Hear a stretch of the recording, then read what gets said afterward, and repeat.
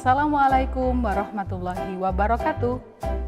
Bagaimana kabarnya anak-anakku yang solih-solihah? Semoga sehat selalu ya. Nah, coba tebak apa yang sedang Ustazah lakukan kali ini? Ya, Ustazah sedang membaca.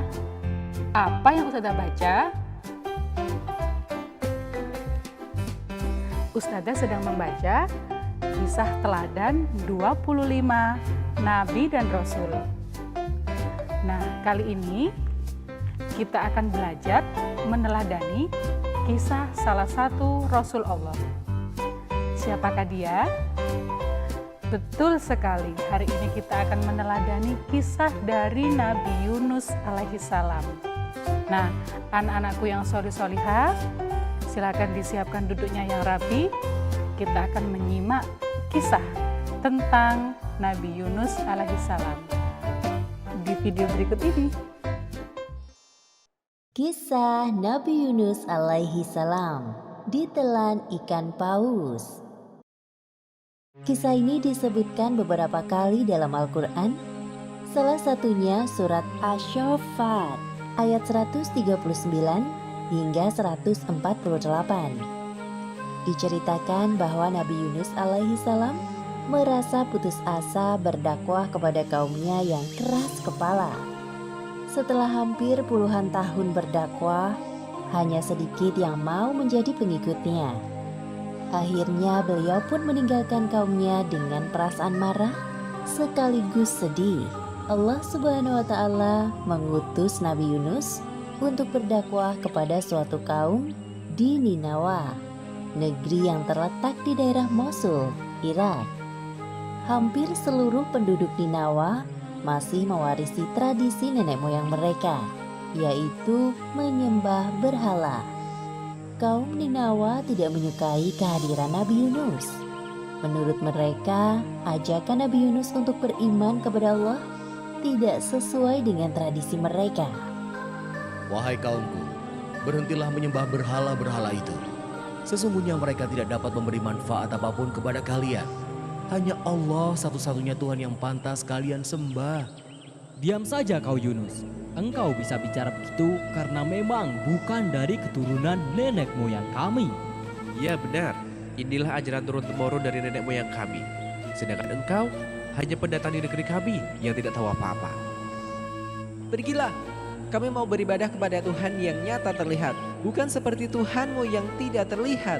Hahaha. Kasihan sekali dirimu, wahai Yunus.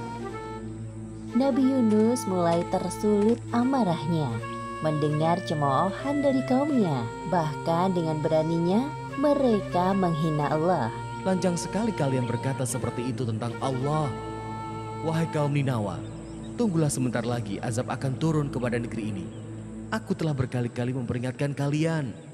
Setelah beberapa tahun berdakwah, pengikut Nabi Yunus hanya sedikit. Berbagai cara telah dilakukan untuk mendekati kaum Ninawa. Namun mereka malah menghina Nabi Yunus. Sampai akhirnya beliau mulai putus asa. Kemarahan dan kekecewaannya bercampur menjadi satu.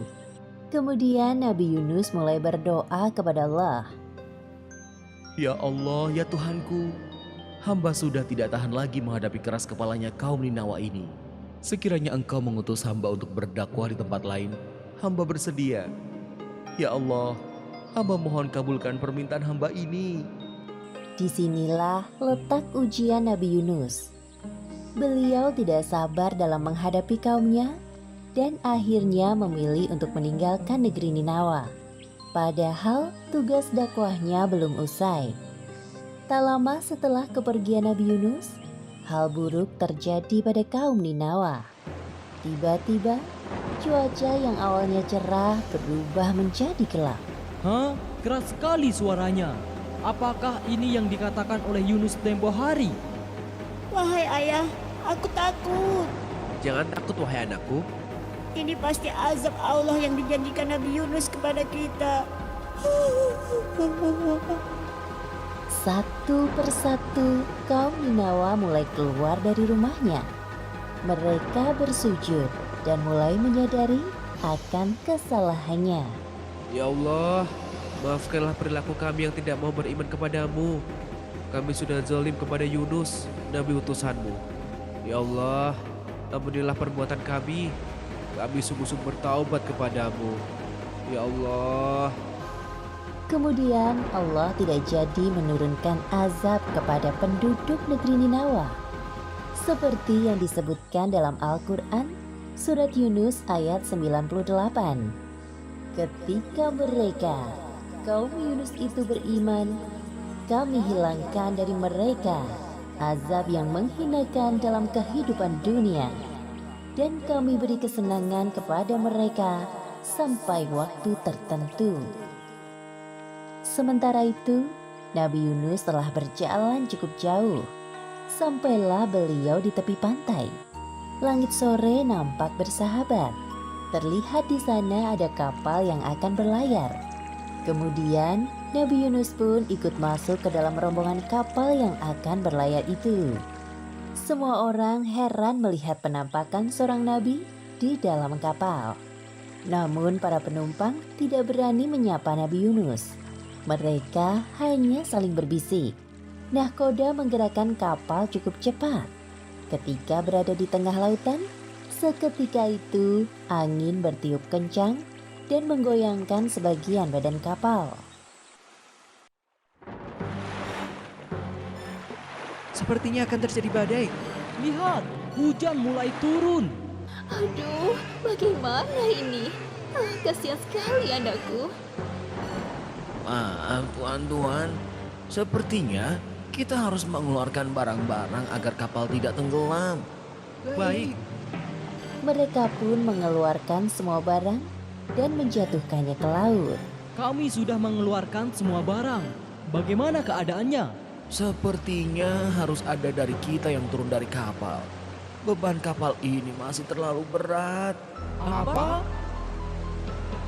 Bagaimana jika kita lakukan undian saja untuk menentukan siapa orangnya agar adil? Ya, cepat kita lakukan. Para penumpang kapal, termasuk Nabi Yunus, melakukan undian. Ternyata nama yang keluar adalah Nabi Yunus. Hah? Tidak mungkin dia. Aku yakin dia adalah orang baik. Nabi pula. Bagaimana kalau kita undi lagi saja? Ya, undi saja lagi. Lakukan lagi.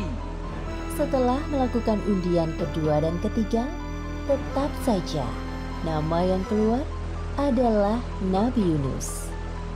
Melihat kenyataan tersebut, Nabi Yunus pasrah dengan keadaan.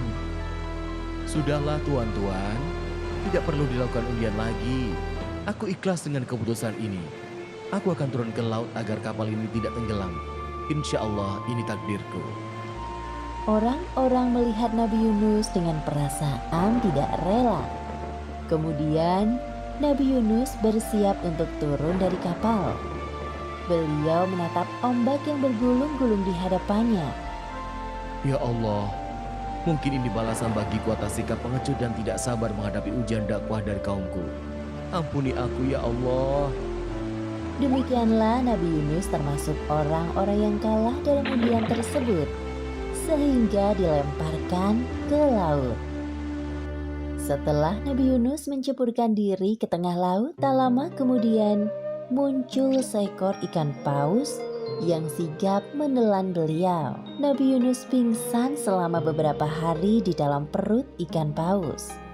Saat membuka mata, yang Nabi Yunus rasakan adalah kegelapan dalam jiwa dan raganya. Perasaan bersalah kepada Allah selalu menghantuinya. Tubuhnya tidak berdaya karena tidak ada asupan makanan selama berada di dalam perut ikan paus. Kemudian Nabi Yunus dengan segala kekuatannya berdoa kepada Allah. Seperti yang disebutkan dalam Al-Quran, Surat Al-Anbiya ayat 87. Tidak ada Tuhan selain Engkau, Maha Suci Engkau. Sungguh, aku termasuk orang-orang yang zalim. Allah seketika itu menjawab doa Nabi Yunus dan menghilangkan kesedihan yang dirasakannya. Allah melalui perantara ikan paus melemparkan Nabi Yunus di sebuah daratan yang tandus. Nabi Yunus keluar dari perut ikan paus dengan keadaan lemah dan sakit. Lalu Allah menumbuhkan tanaman di dekatnya dan beliau pun menikmatinya. Tubuhnya kembali bugar. Alhamdulillahirabbil alamin. Terima kasih ya Allah. Setelah kondisinya berangsur pulih seperti sedia kala, Nabi Yunus kembali kepada kaumnya di Ninawa. Sesampainya di sana, Nabi Yunus disambut hangat oleh kaumnya. Beliau sangat terharu atas perlakuan yang diberikan oleh kaumnya. Kaum Ninawa sekarang sudah jauh berubah lebih baik dari sebelumnya.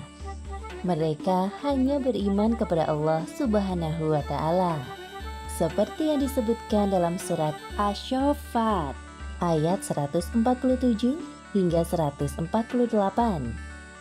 Dan kami utus dia kepada 100.000 orang atau lebih, sehingga mereka beriman.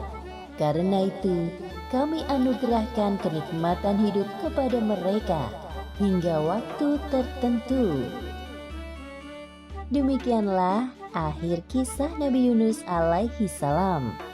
Hikmah yang dapat kita ambil dari kisah ini: pertama, hendaknya kita belajar untuk bersikap sabar dalam menahan amarah.